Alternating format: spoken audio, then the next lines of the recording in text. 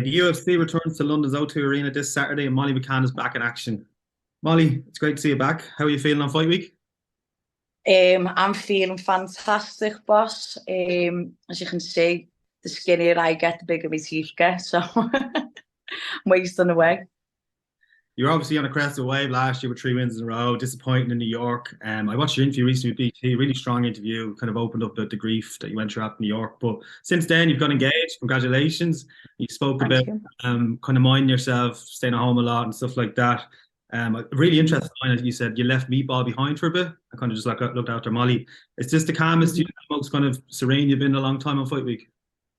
Yeah. I feel like myself and Patrick both had this like meteoric rise, and no one kind of teaches you how to compress your feelings, how to handle not having any personal space or any time for yourself, and to constantly being on like everyone's on the want. Joe, everyone's always there's an interview, there's media, there's constantly photos, like there's just a lot of obligations that come with success that not you're not really taught about. And after my loss, I just needed to take a step back from.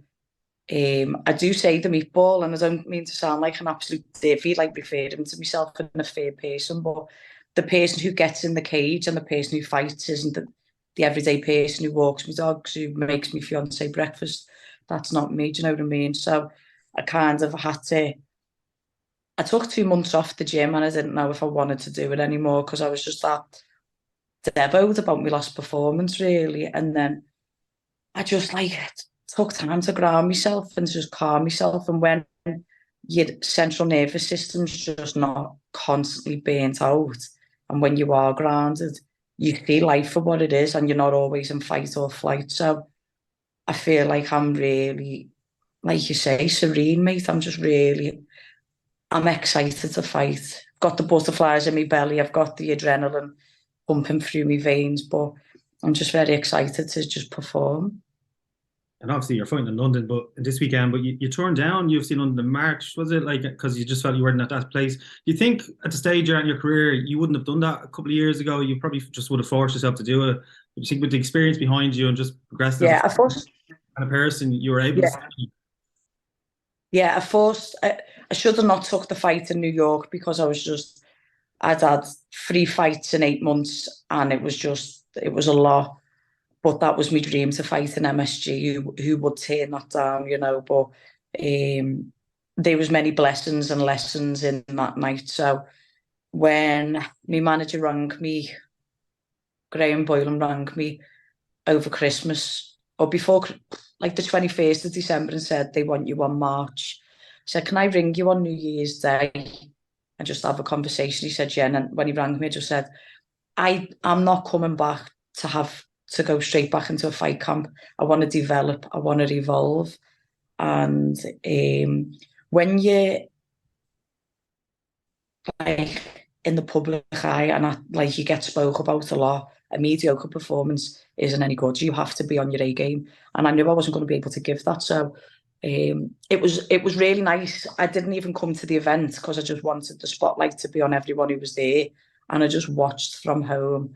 And I was proud of the British fighters on the card doing the bit made up for Leon. And then after 2 weeks before that fight, though, I got given the opportunity to fight Juliana, and I accepted the fight. But I think it's worked out well. It's given me time to enhance my fighting IQ. Do you know what I mean? Improve and level up. If you're just doing fight camps back to back, you're just getting fit and getting ready for that one opponent. Your skill set's not rising, not leveling up. You know.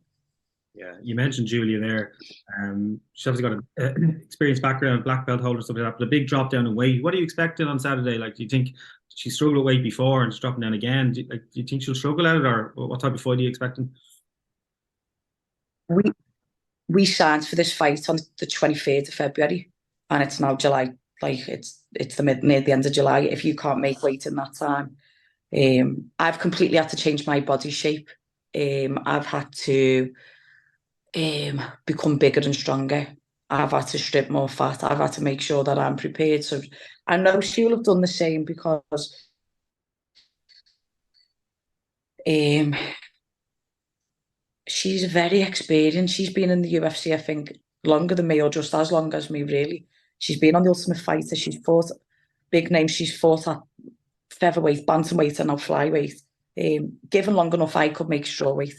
Do you know what I mean? Whether her performance, it's going to favour her performance or it's going to be detrimental, I don't know. But I've been in the position where I'm coming off a loss before this weekend, and I know how much I'm willing to put on the line to win, and I know she's going to be exactly the same. So I'm expecting the biggest first round of her life, and I'm expecting the biggest adrenaline dump when she hears that crowd, when she hears them singing the Olays and the Moleys and all of that. It's literally like the Irish fighting in Ireland when I fight here. Do you know what I mean? It's a spectacle. So. You've given me a good segue there because you talk about Irish. I want to talk to you about Shauna Bannon. That's the big interest over here in Ireland this week. She makes her UFC debut. It's incredible, right? She only went pro a couple of years ago, and she's making her UFC debut. You've been training with her in the lead up to this fight.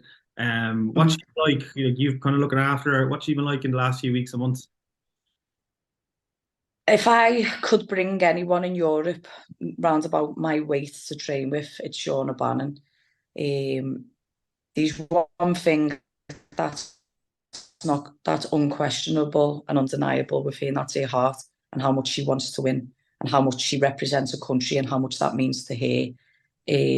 I've known her since before she was pregnant with Jace, and I seen the massive change in her. Like, she used to fight at bantamweight before the baby. And now I just seen she's just so professional, and she's just leveled up in so many gears, and I think we use each other well to have, we call it a straightener, to be honest. Like, me and Shauna have straighteners where we lock each other in the cage and go to war for 3 5-minute rounds, and then we'll finish with some grappling, because it's hard to match heart, and I feel like that's where we can match each other. Do you know what I mean? So it's I don't know, when someone gets to live the dream, it's amazing to see. It's a nice thing to watch. And this week she's been like, it's like she's had 12 espresso shots. So to me, like, she is just on one way. She just can't wait to get in there. Yeah, like it's like for every promotion, fight week is kind of similar stuff. Like, you do your media day, your weigh-ins and stuff like that. But the UFC is obviously just escalated on a different level. What can you remember your debut week in 2018? Obviously, it was probably added pressure because it was around Liverpool and stuff like that. It's probably beneficial for Sean that it's not in Dublin, a little bit away from like the home, like, because I think that can bring its home pressure, can it? Well, I don't know, because all my family's Irish and they're all coming, and I feel like half of Dublin's coming, half of Talent coming to this lab. But um, I've had a lot of conversations with her about the adrenaline, about the dump, about the. When I walked out to my UFC debut, I was told to take it all in, and I took too much in. And then when I got in there, it was a bit like a cat in the headlights, a deer in the headlights. I'd never experienced that before. So I've tried to do my best in telling her what it's going to be like. And after our last spar we both like embraced and had a hug and burst into tears. And I just went, there'll be no fight in the UFC that will push you like that. Like you're good, like you've got this, do you know what I mean? And in a coach, Paddy O'Houlihan, one of the most experienced coaches in the game, he just said, like, she's going away for murder this weekend, do you know what I mean? Yeah. You mentioned your big Irish background, like you talk about it a lot. It's been a while since UFC's come to Dublin. I know I've worked at Bellator events in the past. You're a big friend of Leah, and I've seen you at the Tree Arena. You've seen what that arena can be like. You've been in that arena on fight nights, on her fight nights. What would it mean, like, say, for you and Sean and the likes of Ian Gary? I know Reece McKee's just been confirmed back at UFC to have an event in Dublin maybe next year. Listen, I literally said I can't be tired until I fight at that Tree Arena. Being at Lee's fight corners and in them fights, seeing a Peter Queally walk out to zombies, there's like the goosebumps I've got. But can you see them? There's no feeling like that. Like, I could arguably say MSG because of the heritage there.